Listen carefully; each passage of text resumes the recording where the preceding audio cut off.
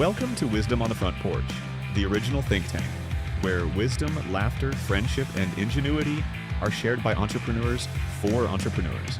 All right, so here we are with Wisdom on the Front Porch, and today Beth Dodd is here. I'm so glad you're here, Beth. Thank you for putting up with my mishap between Riverside and Zoom, but we're here. Oh, This no. is good. Yeah, and so you've got two books out. One of them is collaborative. You're in volume 6. I just completed my volume 6 of the Giving book. It's the last one I'll be doing of that series. So let's talk a little bit about your books first. How did you get started with them? Why did you write? And we'll start with a anthology book. Why did you decide to do an anthology book? The Start Over series. Sorry. The Start Over series, I was approached on that. Believe it or not, a business coach, Marka Robinson, out of the UK, had just posted something like, I have this idea. I want to talk to people around the world who have, the actual name of the book is Start Over, Turn Any Loss into a Sensational Comeback. And he wanted to talk to people that had been through something that was life-changing, and then how they got through it and what they're doing with that experience now. And wow. I contacted him. Yeah, we had a conversation, and it started off with he was going to do one book. Well, the movement got so big. I think he's up to volume 12 now or something, because, everybody has a story to tell, right? And everybody's story can touch somebody, help somebody, or resonate with somebody. Right. And so he didn't like my story because it was trauma and drama that I went through, and so he liked how I got through it and how I'm helping people do the same, and that's how I got started. Oh, that's awesome. And it's really great to be able to share your story so others can get through what they're going through. A lot of times we go through something, excuse me, and we think, oh, nobody can benefit from what I went through. But it's surprising how many people can, because they might be going through something and they just don't know how to manage it. And so you're able to tell them. You also have another book called Laughter. And I love when books are written about laughter. Tell us about that.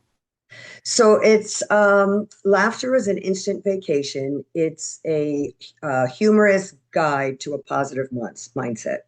So I have been in the mental health space for years, and my father actually was a motivational speaker.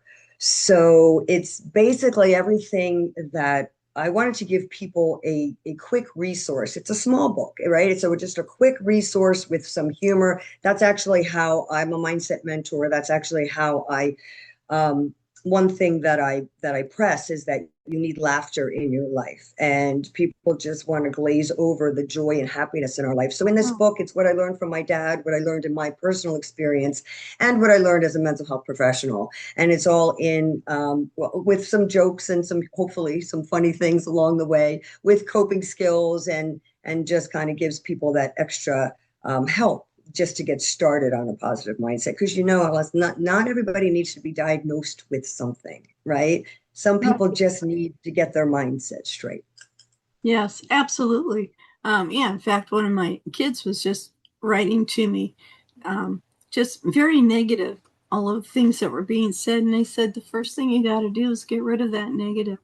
Start thinking of the positives, of the things that you can do, the things that you are able to do. As you get older, you realize life is getting short, and all the stuff you want to do, you haven't done yet, or you've done so much, but yet it's not any one specific thing. And it's like, okay, so what can you do? What have you done in your life that can benefit others? And she's actually really great at finance. It's just absolutely wonderful. I says, there's something you can start with right there. A lot of people are really struggling. They don't know some very basic things to do, and you can help people with that. And it's kind of, when you live your life and you're doing something a certain way, to you it's no big deal. It's just, well, you just do this. But to other people, it could be a lifesaver, a life changer for them. But actually good, for sure. And many people don't, not everybody can do everything. And that's why if he's good at, I would say if he's good at finances, I always tell people, listen, if you're running a business and you're not good at something, that's where you reach out, you hire somebody for that. Like you were having technological problems here. I am awful at technology, right? I'm awful. So I would help somebody, get my whatever started, this social media or that, or help something. And you're right. He could find somebody that needs help in that area for sure. Yeah. Yeah, definitely. And getting rid of that negativity. I can't, I can't, I can't. If you're doing all those can'ts, well, yeah, that's exactly what you're going to get. I just saw a little reminder the other day of if you think that you can't, that's exactly what you're going to get. And Well, that's the thing that, yeah, people try to argue for their limitations. It's just inbred in us. You know what I mean? They argue for, oh, I can't, I have ADD. I can't do that. Or no, that's just something whatever. They argue for their limitations. So therefore they never get started. yeah, yeah. Very I true. tell people in business too, you can have the best strategy, the team, the resources, but if you walk into the room carrying the wrong energy or a negative mindset, the culture and everything goes right with you. Oh yeah, absolutely. That's, that's, if you think about it, that's why you stay in something, because you're the one who's always bringing it. And it's Hmm. like, leave that suitcase outside the, the door and That's let right. somebody else take it, or let the garbage truck take That's it away. that's right. Yeah. I always love that every once in a while you'll see it floating around on social media about Bruce Lee talking about never saying anything negative. Don't even bring it into your world, because you're putting that energy out there. And back in the 70s, that was just kind of a weird thing to be saying. What do you mean? And putting out that Hmm. negative energy. But you do. And once you start getting that positive back, it makes a difference. I don't have my cell phone with me. I just changed uh, my background on my cell phone. I used to have a little card that my grandkids gave me, which is great. But then I've changed it to where it says, I create my environment and I create where I am. I am positive. I am happy. I am, and it talks about these things. And reading that every day, or, I'll look at it if I'm just kind of had like a lot going on. And it's like, that's right. Take some time to say, I've got this. I can do it. And your whole attitude changes. Everything changes. That's right. And that does work. It's just, Yeah. and on the opposite side of that, if you have a child and that child is, or even a spouse, and the spouse is constantly being told, you're stupid, you're this, you start to believe it. That's Mm-hmm. why they tell you to do these affirmations. When I run Yeah. a class, I tell people, I ask people, who is the person that you have known the longest? And I get all kinds of answers, right? Oh, my mom and dad, of course, right? Me. Or, oh, my God. But it's yourself. You Yeah. are with yourself 24/7. And if you're talking negative to yourself, you're getting it on a constant basis, right? Yeah. And so what you were just saying, it really, really does help. Now, it's awkward in the beginning for some people, to It's say, very oh, awkward. I am joyful, I am this or whatever. But you can get just as well into positive thinking as easily as you can get into negative thinking, right? Yes. And you Yes. just have to take control of that and do it. Yeah. And I love that you said, who are you around the most? Yourselves. When I was in ladies Bible study quite a few years ago, because my kids were still in grade school at the time, and they said, what do you tell yourself? Do you say things to yourself that you would never say to your best friend? And most of us said, oh yeah, we're so hard on ourselves. We're negative to ourselves when we do something that we know was dumb or whatever. We just really are harsh on us. And it's like, well, if you wouldn't say those to your best friend, why would you ever say them to yourself? And it's like, it's kind of a reminder every once in a while. I got to tell myself, it's like, hey, you know, Your best friend would never say that to you. You wouldn't want to say that to your best friend. And if somebody else was saying that to you, would you want to be around him, or would you say, yes, adios, goodbye? And yeah. That's the thing. I actually do an exercise on that as well. If I find Oh, somebody good. that's struggling on that, I'll say, tell me why. So it was at a lead. I'll just use this example. It was at a leadership thing. And I said, tell me why, like, what do you struggle with in what you're doing? And they said, well, I'm just not good at sales. I'm, yeah, she gave me three things. I'm a little shy and whatever it was. So I said, okay, now we're going to role play. And we did exactly that. I acted like I was her friend. And I said, oh, hey, Jane, how are you? I said, listen, you want to go to lunch? And she said, pretended. She said, no, I have work. And I said, what? Why are you going to work? You're awful at sales. Like, and you're way too shy. You have zero personality. Like, why do you think you can do? So I just reiterated everything back to her that she told me she thinks Right. on a daily basis. And she was like, I said, now it hits a little bit different when somebody else is saying to it, Yes. because I Yeah. know, listen, I'm from Jersey. I know if anybody said talk to me that way, I'd have a couple words to them and it wouldn't be happy birthday. You know what I That's mean? right. I'd be like, whoa. But Yeah. subconsciously, this is what we do to ourselves. And that's one of the things that I help people is to really be aware of your self-talk and all that stuff, because everything you said was on point for sure. Yeah, absolutely. I know uh, when I was going through some more tougher health challenges, I was just tired. I mean, that was the whole thing. I was just tired. I was exhausted, and I just couldn't encourage myself. So I would just start saying these things to me, and it's like, why are you doing this? Get out of the pity party. Mhm. Those parties are not fun. They're not welcome. And why would you do something like that? But look at what's going on. Why are you saying those things to yourself? Are you exhausted? Have you not been getting the right nutrition? Have you not been getting enough sleep? Are you not drinking enough water? Have you drank any water today? I mean, all those things make a little difference. Have you gotten up and taken a walk? On my daily calendar, I have 14 minutes, and there's a reason for the 14 minutes, but I have 14 minutes that I get up, go take a walk. That's what it says. 14 minutes, get up, go take a walk. And what it's doing is forcing me to take a break from everything, recharge myself, get a little exercise in. And it works out. There was a website I was looking at, and it was, take 14 minutes a day, improve your life by 3,700% over a whole year by doing Yeah. it. It's like, Yeah. yes.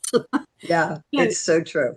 Yeah. And one of the things I learned, and this was actually from my father, the wisdom from my father, is when you're struggling mentally, do something physical. And that's exactly what you did. And when you're Oh, struggling physically, do something mental, a oh, wow. puzzle, read a book, right? Because they balance each other out. Yeah, Somehow it works. Okay. So it if you does. have, yeah, it really does work. So if you're not feeling good, you're tired, you do sit down and do a puzzle, get your mind going. Or if you're stressed, or whatever, go for a walk, just Yeah, like you yeah. said. Get out there. Hmm. A lot of people are talking about getting in touch with nature, go barefoot. Well, where I live, you really don't want to go barefoot. You got fire ants, you got snakes, you got all kinds of things Yeah. crawling through there. But and now I've got plantar fasciitis, and it's like, yeah, that hurts to go barefoot. Yeah. But getting out there and walking, it helps. It Yeah. helps. Just Just being going outside. outside to the porch. Yep. I know a lot of times because it is so hot. We're here in Central Texas. We've had Mm, 103-degree temperature. The oh my humidity is, goodness. and so you get tired of being stuck in the house. But I get cold from the air conditioned stuff. So I'll just tell my husband I got to go outside and warm up. But Yeah. go outside, all of a sudden it's like this, you've got the nature. Sometimes you have a little breeze blowing. You've got the birds out there. You just feel different, You really and just do. going outside makes a huge difference. um, Yep. and you can do that even if you're in the city. Just walk outside, get that air coming in, take a break from what you're doing, change your environment. Huge Change your difference. energy. right? Change your Yes. energy. If you're in a Yeah. house all day long, you've got that whole that same energy going on. You walk Yeah. outside, you have some fresh energy, some nature, some vitamin D, some you've got it's a whole different vibe for sure. Yeah. Yeah. Well, and I remember my grandparents, they didn't have air conditioning in their house. They were in Idaho. So it's cooler at night, hot during the day, just hot as ever out there. But it's a drier heat than what we have here in Texas. But my grandfather would keep all the windows open in the morning until it got just before it started to warm up. Then he'd close all the windows and it would Yeah, stay nice and cool in the house. But it was great having that fresh air coming in and changing that. And how many of us do not even open our windows in our homes anymore yeah, because we've got the air conditioning, we've got the heaters or whatever it is. And so all of that air and everything is just staying there. And I do every once in a while, it's like open that front window, open yeah. the door, roll up the sliding. If Yeah, you don't want the door wide open, you pull up the glass and let the air go through the screen, and you have it go back and forth, throughout the house. And yeah, huge difference yeah. in what it Makes a does. huge difference. Yeah, Absolutely. yeah, that's why people like candles too. Is just get that different aromas going through Yep. there, burn off some of that negativity that's going in the air. Sounds weird. I never would have believed any of this stuff when I was younger. Like, oh, that's just woohoo stuff, But it's But not, it's it's actually true. science. You know what I mean? It's Yes, actually yes. science. And it's actually, I tell people, getting back on the happiness thing, like our default system is happiness and joy. And you can Mhm. see that when you look at a 4-year-old child, right? Oh Where they yeah. don't have all the outside world to mar them. All they want is to walk up to another child and run and play. They don't care what the child looks like. They don't care what God they believe in. They Oh don't yeah. care how rich they are. They just want to be happy and they want to share the joy. And what happens is we lose that as we start to go and we have the negativity of the world. But that's the stuff we hold on to. And the question is, why? Why are we holding on to all that stuff when Yeah. right here we have happiness and joy? One thing that I say I do is I help people, mostly women, but I help people accept the joy that is in their life. And I say accept, not find, because it's everywhere. They just have to be able to accept it, right? And Love that's what we that. should. Yeah, Yeah, I love that to accept the joy that's right there because a lot of times we don't look at what's right in front of us or we're in a exactly. situation that we can't see it and sometimes we just need a little help from somebody else to bring us to what's really around us. Remove those rose-colored glasses or those sunglasses or the shades, whatever you want to call it, and take a look at what's there. What does make you happy in your home? We're far enough away from everything that even the radio stations that, once in a while I'll get one station that comes in clear. So I can't listen to the radio all day like I used to, but I have my CDs. Yes, I still Yeah, listen to CDs, me too. and, Me too. and I put those in there. I actually bought a CD player that has 5 CDs that we can go through it. Just pop them in there. When they're done, I pop in 5 more. And and it's amazing getting something different. Music, I'm putting on an event at Carnegie Hall on the 6th of May in 2028. Yeah, but it's talking about how music ignites life. And it's so true. If we're feeling kind of down, we put on a song that just, man, it just pops us out of it. I've been listening to all the different kinds of music that are in television shows we watch, whether it's a sitcom, a movie, the new one that came out, Hail Mary, that one's a kind of an exciting show. But you listen to the music that's in there, and the music itself helps make the journey possible. You shut the Exactly. music off, and it's like, you're starting to lose a little connection there, but it really connects us in there. So when you have songs that make you want to dance, that keep your blood flowing, I've got a CD from the cartoon Flushed Away, and Hmm. it's got a lot of really happy happy songs in it. And so I'll put those in there. And my granddaughter, she was pretty young when the show came out. So I put the CD in the other day, and she's staying with us while her mom's deployed. and and I just start dancing around the room. Of course, she's a teenager now, so it's like, oh, you're kind of weird, Grandma. That's okay. I can be weird, and she doesn't care. She Yeah, doesn't that's judge. right. But But that's true. You put your yeah, CDs on. I always ask, the one question I ask people is, do you control your mindset or does your mindset control you? And yeah, the answer is you control your mindset. However, most people allow their mindset to then take over them, right? yeah, So it's sort of like a spinning wheel. And so by you putting on the music, okay, I feel a little in a funk. What can I do to get out of this? I'm going to put music on. Yours might be music. Some people, again, might do something physical. I need to go for a walk or a run or yeah, whatever. But that's every day you have the ability to, in small doses, just, I mean, each step at a time, doesn't have to be something major. Just each step, you have the opportunity to control your mindset. It's not yes. that hard, you know? No, on my mirror, I've got I just printed out a 8 by 11 sheet of paper like that, and I just printed something out there. And a lot of mornings I don't look at it, but then there's a lot of mornings that I do look at it, and it's like, oh yeah, my day's already good. I don't have to Yeah, worry about anything. And it's just that little reminder, and it could be something different for everybody. Um, and and I remember watching, I don't know, I guess it was on a webinar with Tony Robbins, and he's talking about they have a creek out by his house, and every morning he gets up, he goes out, swims the creek, comes back in. Doesn't matter what time of year it is, doesn't matter how cold the water is. And he says, and this really surprised me. He goes, "Do I enjoy doing it? No, I don't enjoy doing it. I want to go sleep in the morning. I don't want to go out in that freezing creek in winter. hmm, But why do I do it? I do it for the discipline. You have to discipline yourself." And so I have a absolutely. little post-it note that says, "Do it for the discipline." And it's like, it really surprised me because I thought, why would you go do something that you don't want to do? And you're just doing it for the discipline. But it was learning about mindset. It was learning about if I can do this, then that means I can do something else because I know how to be disciplined about it. And that was a great little reminder Yeah, to it is. do something like that. So when Yeah. somebody comes to you, what are they typically coming to you for? Are they thinking they're coming to you for one thing and then they're realizing it's something else?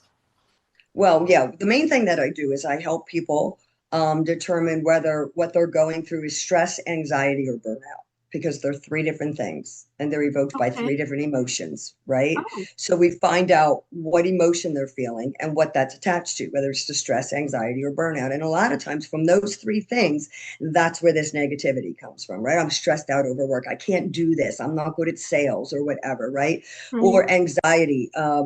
Anxiety is actually the fear of the future, right? So it's always something that you're worrying about now that's not even here yet, right? And right, anxiety presents itself. It starts in the mind and presents itself physically. So people will say, "Oh, I wake up and I get all shaky, or I'm getting a panic attack, or my palms sweat." Well, it started up here. It's just presenting itself physically. Or it could be burnout. Maybe you're just exhausted, right? You're just tired and you just don't have even the strength to get your right, mindset straight, right? So then we determine what the energy level is for each. Like stress is like you're wired, you're highly active. Anxiety is just you're restless, you're busy mind, you're worried about the future. And burnout is just you're just completely depleted, you're heavy, like your mind is heavy. And then we determine what actually so you go to the root, right? Like, and then the right, next step is we determine like what actually evoked that, like what happened that now you're feeling that. Is it really work or is it something else, right? And then it's kind of like a layered thing. So that's mostly what I do. And then along the way, I strategically place humor and joy in there, and we find in all those instances like where the joy is and how to, bloom where you're planted. A lot of times I deal with women. I started off actually helping women that were in domestic abuse relationships. That's how I started because that was my, wherever you live, you learn and hopefully teach somebody else to get through, right? So I lived it, I learned it, and I said I have to teach somebody else to get through this because I know what they're thinking, right? I know what they're going through. So that's how I started. And then what I realized after that was it's not just people that are going through trauma and drama that need their mindset straight. It's everybody at some point needs to accept that joy and, stop giving so much power to the negativity, because yes, there's negativity happening. It's happening in the world. It's maybe happening in your workplace. Sometimes it's happening in your family. But why is it that that gets more weight than the positive things? And that's just kind of how we work through it, Alice, right? We just work through that. And like I said, I'm also a speaker. So I give some nice funny talks about mindset as in my book and stuff. And just to kind of, because your brain works better in a happy state. That's just it, right? Your brain works better in a happy state, and your brain will accept information better when it's in a joyful or happy state, because that dopamine's coming out. You're like, yay, okay, tell me what you got to tell me. You know what I mean? So people, I find that, in a positive state, you'll get it. In a negative state, you're like all, mumble jumbled, stressed. So that's why when I speak, I like to, give some humor, get people a little relaxed, and okay, now let's work kind of thing. And that's basically what I do in a nutshell. Yeah, that's great. That's great. Excuse me for looking downward. We've got 4 new kittens in here, and they're resting everywhere. I didn't close my gate, and it's like all of a sudden they're here, and they're like, "Whoa, what are you getting into?" but that's but okay. Yeah, they're a lot of fun. But and that's another thing. A lot of people have animals, and animals can really help get you out of your funk. Absolutely. Don't buy an animal just because you're feeling down. You've got to take care of them. But when you do have animals, a lot of times it's almost like you don't have time to get stressed, because you've got to take care of them. It's like your kids. You've got to take care of them. You've got to make sure they're okay. They bring you joy. Kittens are fun because they're running all over the place. They're getting into stuff and just doing all kinds of antics. Some people have rabbits. I mean, I know people have these giant rabbits that they just hold and love and stroke, and it makes them feel so much better. They're wonderful pets too.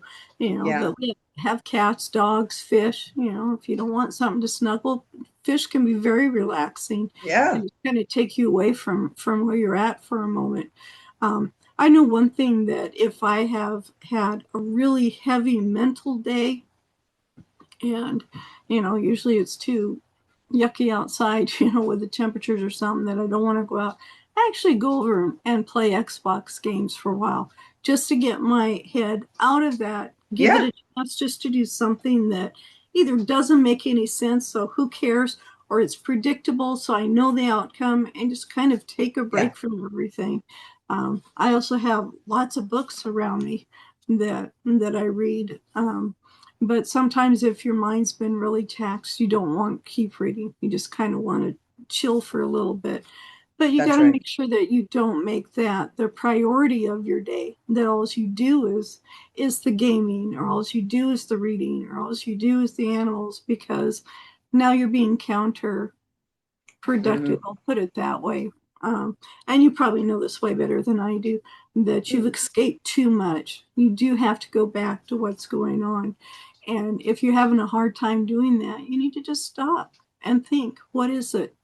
Why don't I want to go back to it? What's going on there? That's right. The other thing is, and I don't know if you talk about this or not, the meditation. And, it's different for a lot of people. I just had someone on my podcast earlier, Maria Garcia, and she went through a stroke and a lot of trauma. She actually found that yoga with meditation actually helped her so much, because you get centered. And for those who go, oh, I don't do that kind of thing. Well, just sit quietly for a while, be yourself. I'm a huge proponent of meditation, actually. And what people don't understand is meditation, you don't have to sit in the lotus position and just do, that's not meditation. Right. Can be walking, painting, fishing, sitting on a beach, anything that just puts your mind in a Zen state, like just what you enjoy and is giving you inner peace. That's meditation, right? And people, that's why I think people are scared of meditation, is because they're like, oh, I can't do that. I can't, breathe in 8 and And yeah, that's advanced meditation, but anything you do that brings you peace is your form of meditation. There you go. Yeah. And it can be just sitting, having a cup of coffee on your front porch. So Correct. I came up with, Correct. the wisdom on the front porch because I thought of all of the times that my family would get together and we'd be on my grandma's porch and we'd be shucking peas or shelling peas or snapping beans or, cutting apples up and Yeah. but it's the conversation that was going on then. It was a joy of sharing our lives and sometimes getting answers to things we didn't realize we needed answers to, or was getting wisdom from each other, like how do I solve this problem? But just spending that time together was really good. I think too often we don't do things like that anymore. We just go buy the apple pie. We don't grow our own Yeah. apples and sit on the porch and peel the apples together. But that itself is very therapeutic to sit there and talk and visit and if you've never just sat and peeled apples or peeled potatoes or carrots and just did a whole bunch of it, maybe just get some just to do that. Call it your therapy session and then throw them out when you're done. You don't It have is to because think that that, sounds wasteful, but it's no, who such a cares, good right? thing for therapy. Yeah. Whatever works. So, and to your point, that's exactly what I did. That's how I know when you're going through something mental, do something physical. When I left 25 years ago, that relationship that was no good, I was up in another country. I came home. I actually was 38 years old, had to move in with my mom and dad. And what I did was, for my form of therapy, was I baked. And so Oh yeah. I baked every day from November 23rd to Christmas Eve. And I would bake and I would put it in the freezer. So when Christmas Eve came and it came time to take all the stuff out, I was like, oh my gosh, we'll never eat all this in a year. But guess what? Yeah, I gained 7 pounds, but my Yeah. mind was at ease. It was my therapy. You know what I Oh mean? And yeah. I was doing something physical to get my mind, through what I needed to get through. What you Right. said was Right. all on point. You're absolutely right. And we had a lot of good baked goods. That's right. And then you've got good foods to share with people in the holidays too. Yeah, of Everybody likes course, right? I was getting. giving it away. I was like, I'll never Yeah, eat this in a million years, but hey, it helps me. it does. It does. It makes a difference. Yeah, if you can bake or if you cook or anything like that, it makes a huge difference. Yeah, or Um, even just try a new yeah, recipe, or yeah, try to bake, or absolutely. that's always fun and funny sometimes. You really Yeah. need. Sometimes you can It is. set the fire alarm off before the Exactly. You're fire. like, oops, okay. Oh well, we know that was too high a temperature. but but Exactly. a lot of teenagers are going through a lot of stress and it's just so sad that so many teenagers stress, but what do they have to de-stress themselves? What do they have there? Are they cooking? Are they going out for walks? Are they exercising? Or are they just on their phones and on their devices? What else can they do? um, you know do they actually just go out and hang out with friends? um, and it Yeah. makes a This difference. The world has generation is, changed a yeah, lot. Yeah. so different. And when I talk Yeah. like that, I sound like my mother, right? I'm like, oh my Yeah. God, I sound like my I mom, know. right?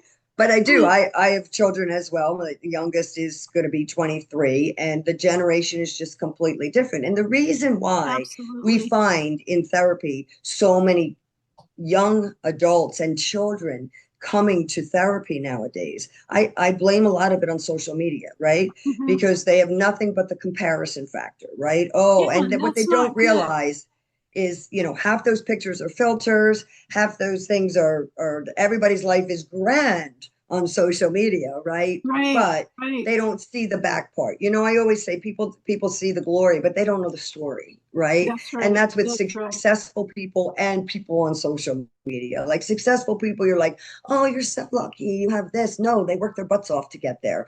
And then That's on right. social media, they're like, wow, look at this person. You're like, yeah, you really don't know what's going on in their lives. They're just showing you what they want you to see. And Yeah. that's a Yeah, they huge just show part the of why good stuff. teenagers are struggling, Yeah.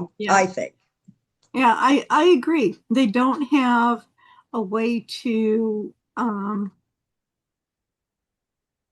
what is the word I want to use? They don't have a way to measure themselves, a way to measure their happiness. Not a real, Um, not a real one, not yeah, a real yeah, measure.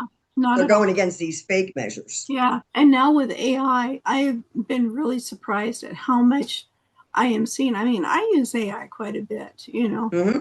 Trust AI me, can be very I helpful. don't look that Absolutely. skinny all the time, and I don't look that tall.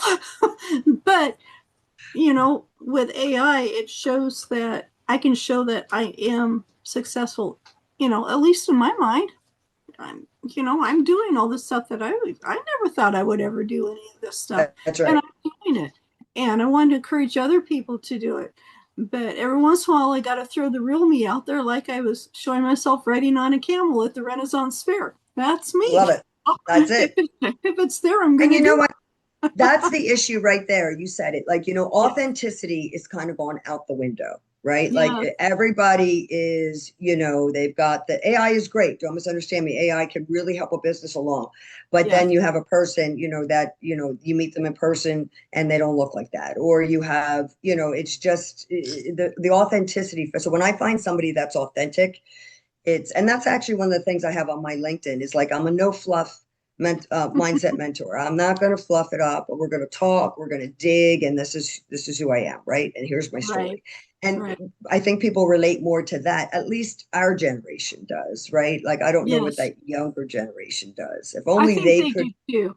I think they Yeah. If relate to only what's they could real. know what we know. I always say that. Let's try to Yeah. guide them so they don't get to be in their, 50, 60, 70s going, oh gosh, like, I wish I had Yeah. known this before, you Yeah. know?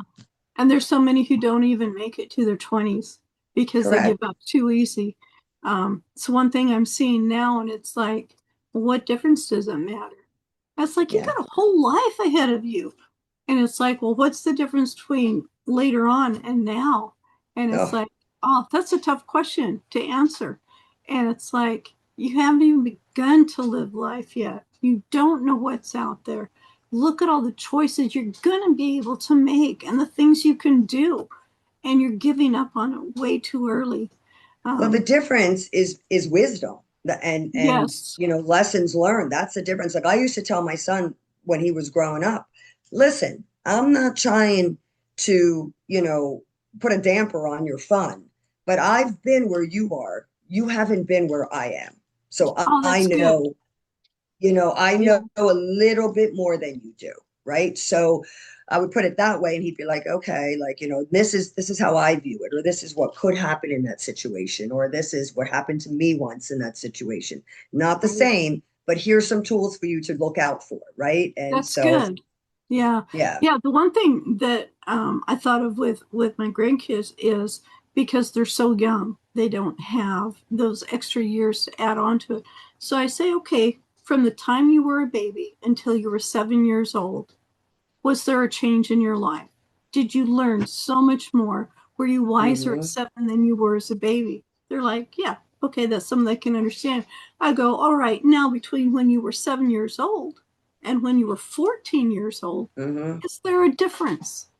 Are you still doing the same things you were when you were 7? So, well, maybe once in a while, but most of it, they realize there's a maturity that happened there. It says, okay, so between 7 and 14, you've got a whole maturity level going on. Now think about that between 14 and 21. You've got a whole nother level of maturity going on and different things that are happening and different abilities you're going to have. Do you think that's going to make a difference, those 7 years? And they're like, oh, yeah, Yeah, I guess it will. that's great because, Yeah. they do say that every 7 years, your whole body does a complete, I don't know if it's true, but biologically does a complete makeover. And just like you said, I don't know why they pick 7 years, but that's it. Every seven Hmm. years, you've gotten different behavioral lessons, different Yes. mindsets, different, and you work off of what you have. I always tell people, listen, you're not starting from scratch, you're starting from experience, right? You Oh, don't want to good. just, Yeah. yeah, you don't want to erase the past life. You want to take those lessons with you and move on from here. So when you're going to start something new, or you're in, uncharted waters, and you may have a little anxiety about it, think of the experience you have that you can bring with you. You know what I mean? Yeah. And then you go from there. Yeah, I'm glad you said that. It reminded me of my conversation I had with Eric Hollenbeck.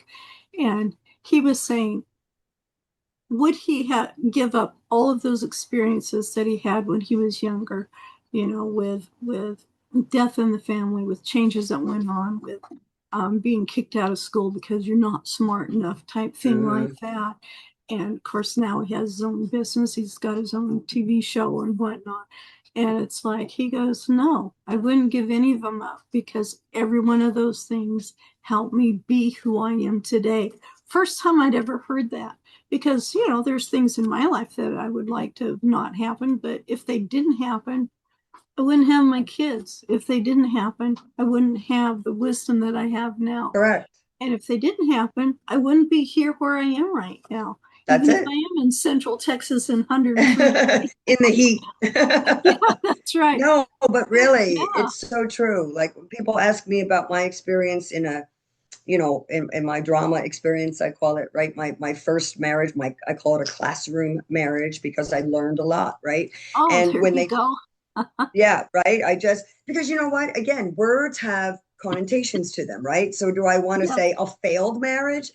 It's not failed, because it was something that had to happen to bring me here with the spouse I have now, and with the Yes. children I have now, right? So it was a classroom. It's just like I always say, they say Thomas Edison, I forget how many times it was, right? He had, like, we'll say 122 experiments before he came to the light bulb. Right. And I that's why I call the things that people go through, I call them experiments, because doesn't experiment sound so much better than mistakes? Nobody says, oh, Thomas Edison had like 100 mistakes before. No, it's always like he had 100 experiments before he got to the light bulb. Well, it's the same thing in life. Everything we've tried that may not have worked out was an experiment, but the results of that experiment got you to the next one, and the next one, and the next one. Right. Absolutely. So it's not a mistake. It's, serendipity. It's all happens for a reason. And that's, that's exactly where it's supposed to be. Yeah. One of the things you have to think about when you're going through things is, you're going through this because maybe there's something you need to learn, so you're prepared for something in the future. Correct. And Yep. it's hard to remember that. It's hard to think, Oh, it is. okay, why am I still in a situation? I've been trying and I'm trying to get out. And it's like, well, what have I been learning along the way? What is it that's happening? Being a woman of faith, a lot of times it's like, Lord, why hasn't this happened yet? I know all I have to do is trust on you. And the answer comes back, it's like, well, it's got nothing to do with you. Somebody else has to get this stuff taken care of before you can get there. So sometimes it's not all about us. We just have to be patient and wait. So what are we doing? I'm coughing. That's what I'm doing. Sorry. So what are we doing during the waiting? Are we whining and complaining and mumbling and grumbling? Or are we looking for solutions? Or are we trying to find something that will help us get more prepared and better prepared for when we actually get to where we're going? I mean, you've got to look at that way too. And that's exactly right. And that's why when I talk to people or do talks, and what I try to teach them, and it's hard when they're in a negative mindset, they have to be coachable. But what I do is, all I'm saying is, if people find the joy in the everyday events rather than, everything's drama, everything's trauma, if you can find the joy, not fine. You can accept the joy, I should say. If you can accept the joy in everyday life, when these big things do happen, you'll be better equipped to handle it. Now, what am I saying? I'm not saying, oh, that guy just cut me off in traffic and almost killed me. That's funny. No, right? Or oh, poor grandmom died. Let's laugh it off. That's not what I'm saying. I'm saying, if your mode of operation in everyday life is accepting joy and getting through each with finding the joy and being grateful, when these big things happen, you're better equipped to get through it. It's going to be a little bit of trauma or drama, but you won't fall apart, right? Because your mode of operation is looking for the outcome. Right. And we have to realize too that sometimes it's okay to fall apart. If, as for this example, if grandma passes away, of course we're going to mourn. Of course we're going to be sad. Of course we're going to lose it because we've lost a great connection there. If we get in a car accident, it's going to be tough. But like you said, we are better equipped to handle it if we've prepared ourselves beforehand. So that's right. Our times running out here. Oh, But I really appreciate you being here. Love this conversation. This is so good. How do people get a hold of you? How do they find your books? okay. So they can find my books on Amazon. They can just Google my name, Beth Dodd, or they can Google the Start Over series is volume 6, and Laughter is an Instant Vacation is the title of my other book. They can find me on LinkedIn, and there is a link to my website there. And Okay. also on Instagram, I'm under Funny Sister. That's the name of my business, Funny Sister LLC. It's funny with 2 Y's, FUNNYY sister. And that has my email and everything there, so they can find me there. Awesome. Beth, thank you so much for being here, sitting on the front porch, sharing your wisdom with us today. Of course, it was fun. Thank you. Thank you for Yes, having me. yes, this was great. And thank your audience for being here. Appreciate you taking the time to sit with us. And there's always a chair for you here on the front porch. Thank you. Thank you so much. It was a blast. Thank you, Alice. Don't just listen. Join the conversation. Tell us what you're building, what's challenging you, and what you've discovered along the way. Your question could inspire an entire episode, and your experience might be exactly the encouragement someone else needs. We'll save you a seat on the porch. Subscribe, ring the bell, like, and share the wisdom.